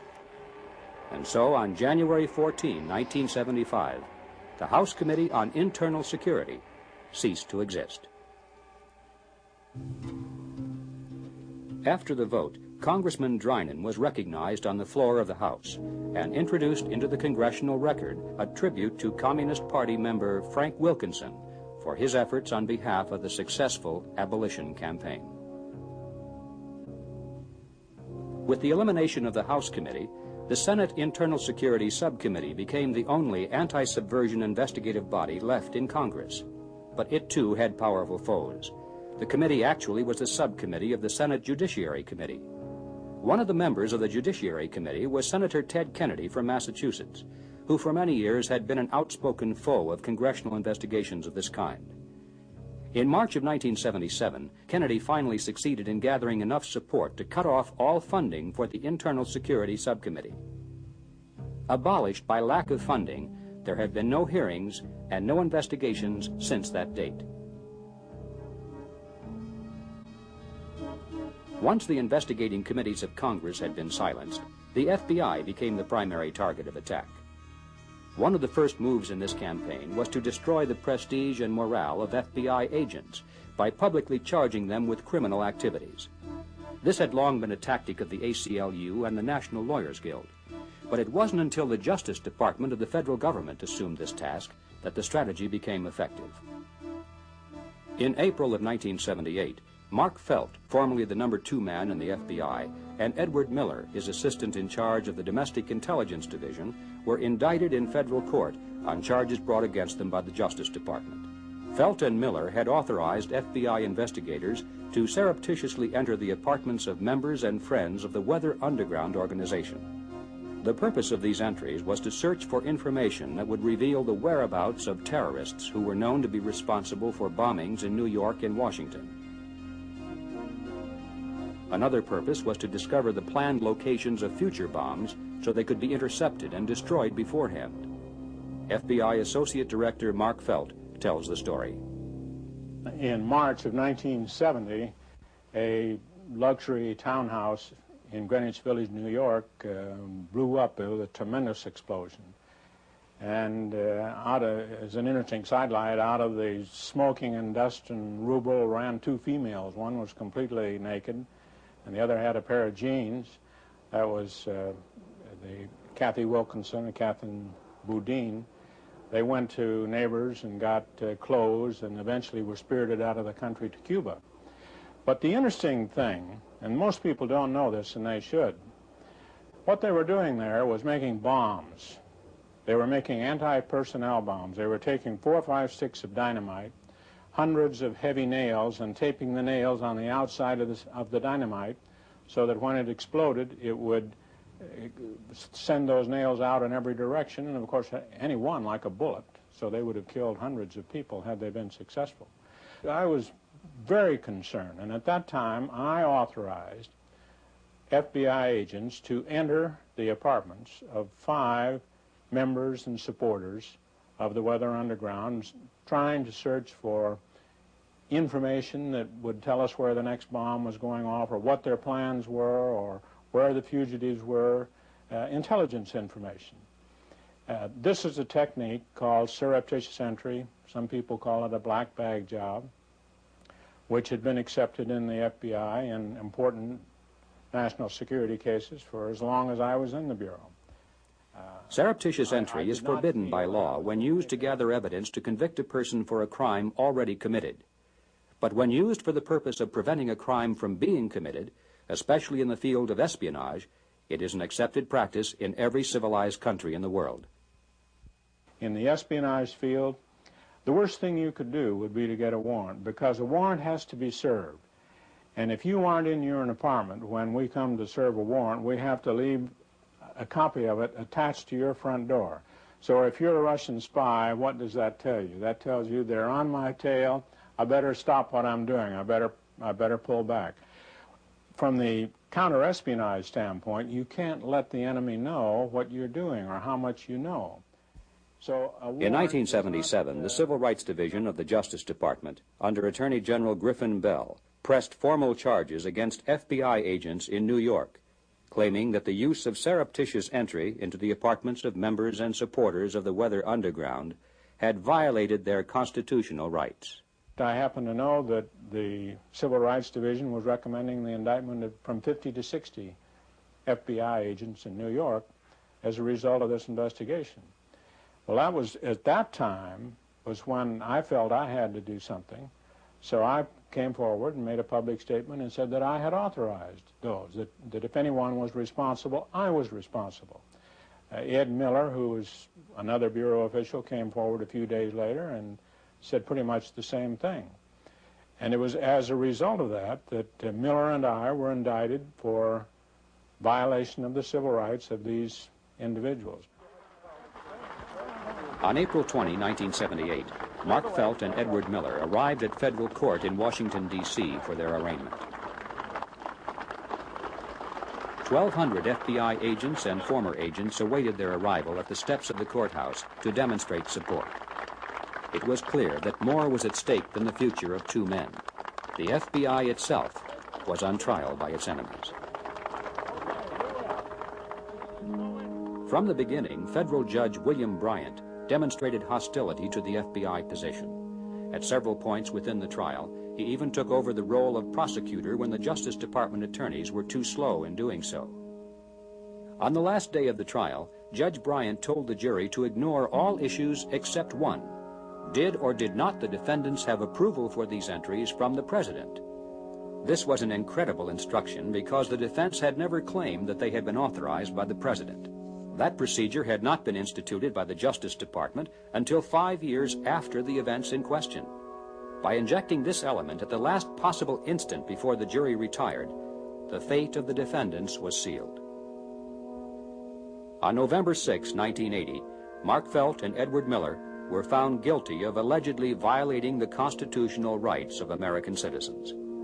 Their fines were over $8,000, but their total legal costs for defense, an amount raised by FBI agents and friends, exceeded $1 million. By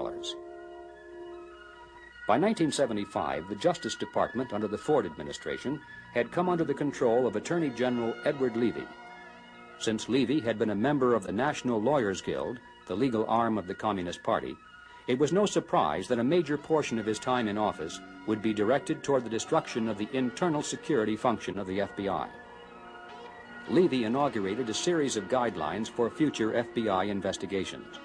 Under these guidelines, which were based upon recommendations of the National Lawyers Guild and the American Civil Liberties Union, the FBI could no longer investigate individuals or organizations unless there was already proof that they were planning a criminal act.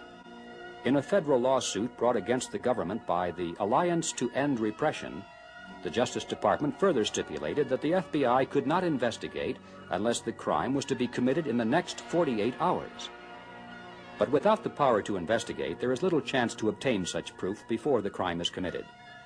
In the past, many bombings, hijackings, and killings have been prevented because the FBI had advance information as a result of prior months and even years of investigation. Now there is almost no way to anticipate these crimes. The FBI also was told that it could no longer use informants inside terrorist or subversive groups if those informants participated in illegal acts. This sounds reasonable in theory, but in practice, an informant who refuses to participate in the illegal acts of other members of the group soon would be dropped from its innermost circles and would cease to be an informant at all. The man appointed by President Carter to run the FBI was William Webster. When confronted with the guidelines laid down by Attorney General Levy, Mr. Webster expressed satisfaction with them, claiming that they would clarify and simplify the task of the FBI. And simplify they did. Between 1973 and 1979, the number of continuing internal security investigations at the FBI dropped from over 21,000 to 147. That's a reduction of more than 99%. The number of special agents assigned to this work had been reduced to 143, an incredibly small force considering that during that same period, the number of KGB agents under diplomatic cover and operating as journalists or businessmen had grown to almost 2,000. In other words, there are about 14 times as many KGB agents in the United States as there are FBI agents to thwart them. And this is counting just foreign personnel. It does not take into consideration the much larger group of agents with American citizenship, which also is part of the Soviet underground. The CIA also has been weakened by administrative policies established at the top. Between 1964 and 1975, the intelligence operations staff of the CIA was cut back by 40%.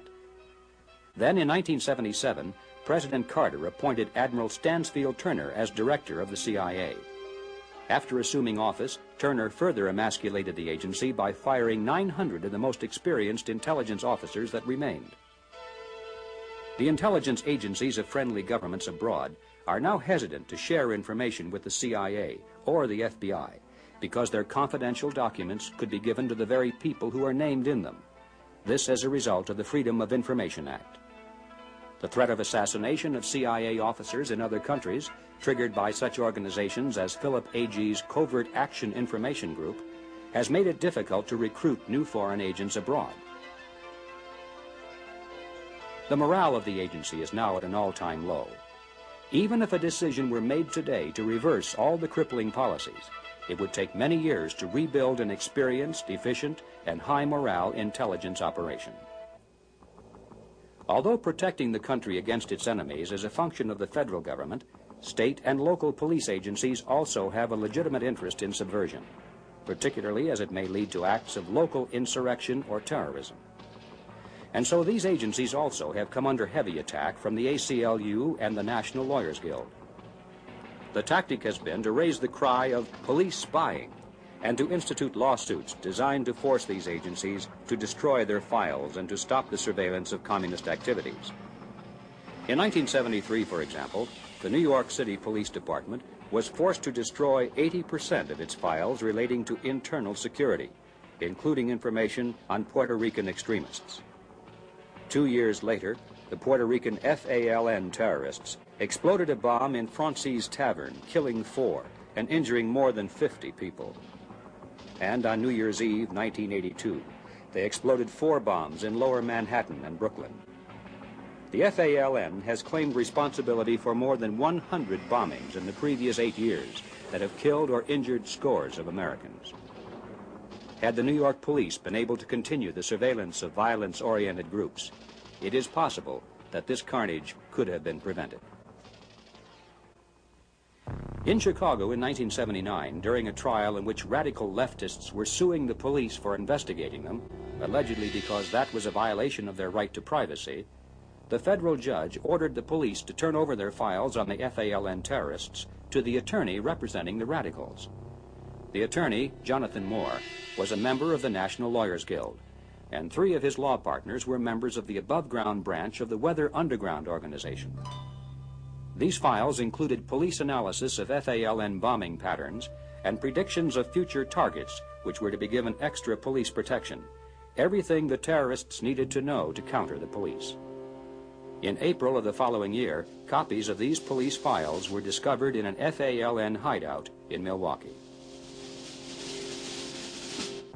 Confidential police files show, among other things, the sources of information, including informants and undercover operatives. Even when the names of these people have been omitted, often it's easy to determine by other data in the files who the informant is. This results in that person being expelled from the group under investigation, or in some cases, exposed to the danger of physical harm or death.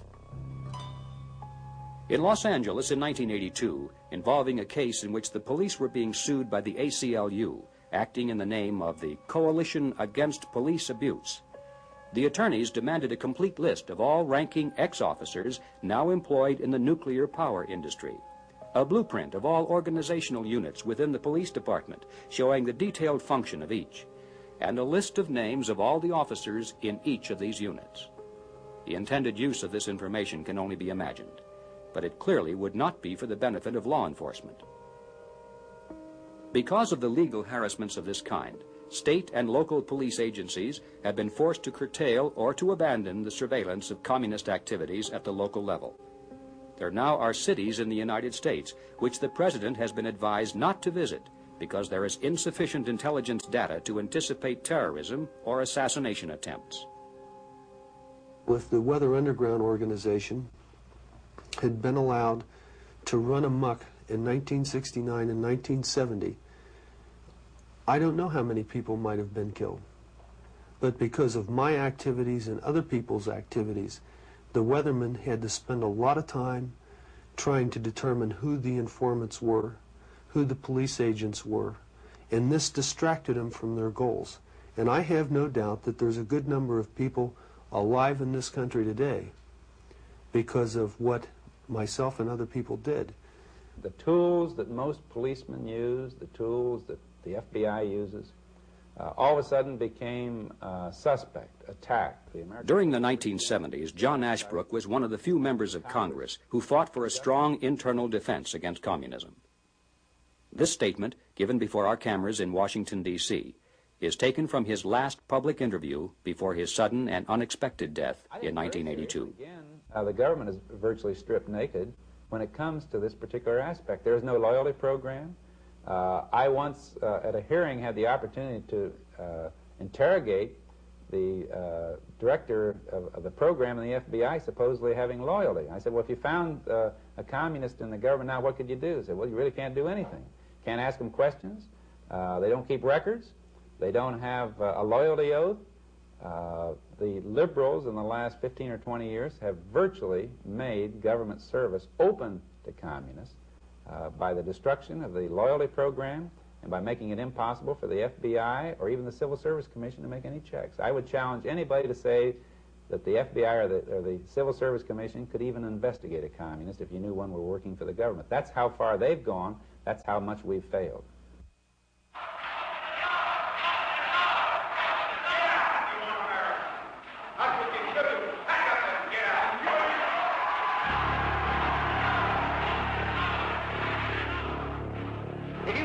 Cooperate with you in any way, you are insane.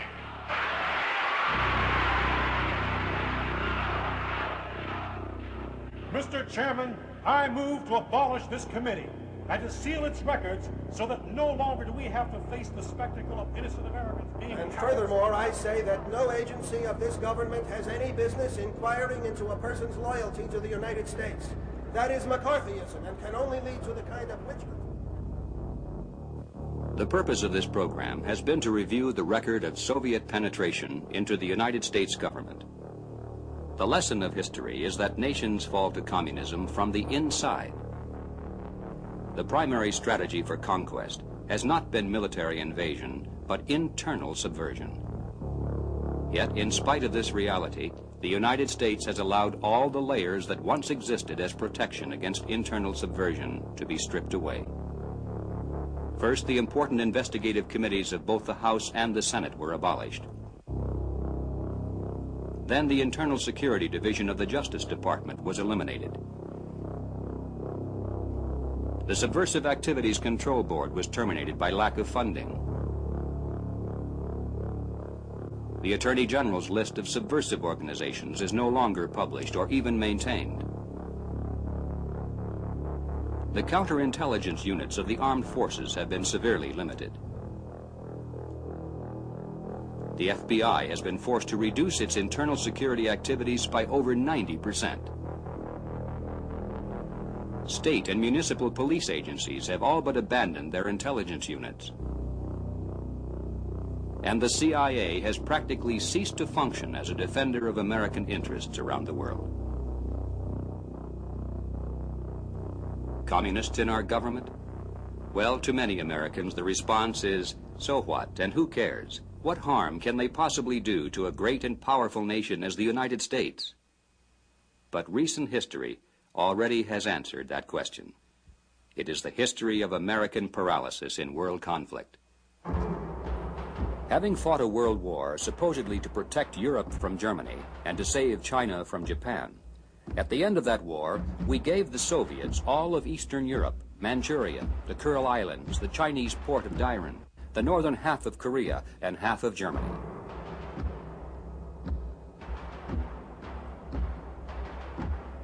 In Yugoslavia, we guaranteed the success of communism by throwing our weight behind the Stalinist Tito in his fight against the pro-Western Mihailovich. After the war, in a project called Operation Keelhaul, we used American troops to round up anti-communist refugees all over Europe to be shipped back to Russia where they faced execution or slave labor in Siberia. This broke the back of the anti-communist movement in Europe. We supported the communist forces of Mao Zedong in their war against Chiang Kai-shek and actively worked behind the scenes to bring about the communization of China.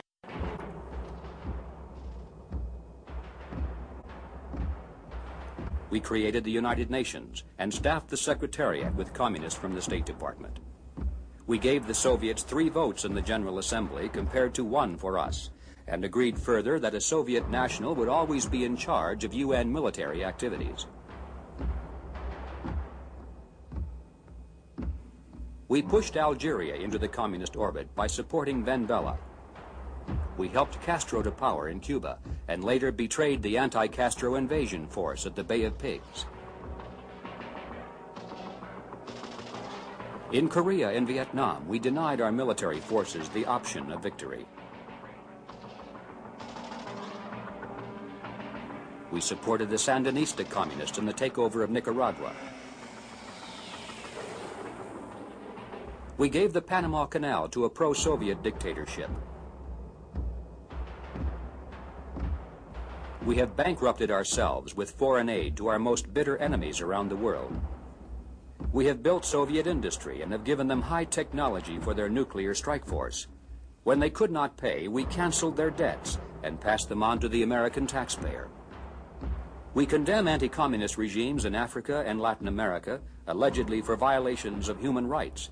But we invite to the White House and then publicly embrace every communist dictator in the world, no matter how bloody his hands. And while freedom fighters throw themselves against Soviet tanks in Hungary, Afghanistan, and Poland, we give solemn assurances that we will not intervene, and then send economic aid to the very communist governments which the people themselves are attempting to topple.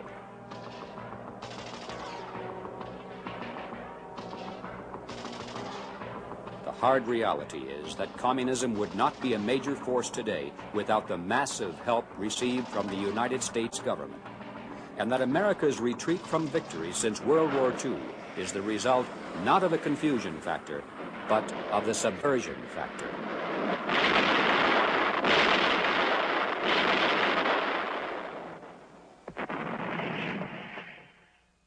In a speech before the Roman Senate in the 1st century BC, it was Cicero who said, "A nation can survive its fools and even the ambitious, but it cannot survive treason from within." Now, it's not popular today to use the word treason, because that implies what we all dread, a state of war. But the truth is, whether we like it or not, we are at war, and we do have enemies outside our gates and inside who are sworn to our destruction. This is a new kind of war we face. We can't pick up our rifles and rush off to a foreign land to engage in open combat. The battle this time is here, in America itself. And the enemy doesn't wear a uniform or speak a strange language. He is from our country's best families and most prestigious universities. He's not found behind barricades, but in business and science, in the media, the pulpit, the classroom, and in government itself. How many of them are there and exactly where are they? We don't know. And that's the problem. Under present conditions, we have absolutely no way to find out. Now, Americans traditionally are jealous of their liberties, and it's proper that we should be vigilant against government encroachment into our private lives. But we have allowed our enemies to take advantage of this legitimate concern and to use the Constitution as a shield for treason. We must realize that there's no such thing as absolute freedom. For every right, there's an equal and opposite restraint. To have freedom of assembly, we must deny the right to yell fire in a crowded theater. And to have a system of political freedom for all, we cannot allow totalitarians the freedom to destroy the system itself. The Constitution was never intended to be a national suicide pact. And so the first step back to safety and sanity is to restore, as rapidly as possible, all the layers of internal protection that have been stripped away.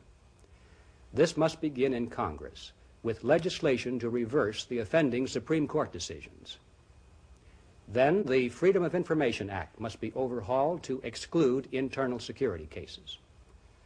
The restrictive FBI guidelines need to be revised in favor of national security, and the congressional investigative committees need to be reactivated. Now, in 1981, the Senate did establish a subcommittee on internal security and terrorism under the chairmanship of Senator Jeremiah Denton. Now, that was a good start, but hampered by lack of funds and a limited staff, the committee has not been able to extensively investigate any aspect of subversion inside the United States. It needs to be funded and strengthened. Now, the CIA is a special case and needs someone in charge who will have the courage to bring about major changes in both policy and personnel. The bottom line is that it's a hostile world out there, and we need a CIA to counter the activities of the KGB. But we do not need people running it who think the best way to oppose communism is to set up a socialist regime with communists in it. Of one thing we can be certain. Presidents may come and go, and some may say the right things during election campaigns. But after they assume the office, they'll become engulfed by a giant bureaucracy which will provide them with advice, select the information they receive, and carry out their orders. Until there is a major clean-out in Washington, we can be sure that presidential intentions, no matter how pro-American, will be subverted. Something somehow will go wrong with the best of plans. Until the underground is exposed and routed, there isn't the slightest chance that any president or even the Congress can reverse the disastrous trend of the past 40 years. And if we do not reverse that trend, not only will we push the rest of the world into communism, but we ourselves will become the ultimate prize of Soviet conquest. I know these are extremely hard and unpleasant thoughts, but frankly, it's time for us to face the truth, no matter how ugly it may be. The truth is that the subversion factor is the single most important reality in current world affairs. And the fact that many Americans have never even heard about it is an indication of how successful it has been. If we are to survive in freedom, we must strip the Soviet underground of its constitutional camouflage and also its advantage of secrecy and deception. We must expose its goals, its tactics, and its agents to public view. Finally, when forced to compete in the open on the basis of the honest merit of its ideas, it then will cease to exist in a society of free men.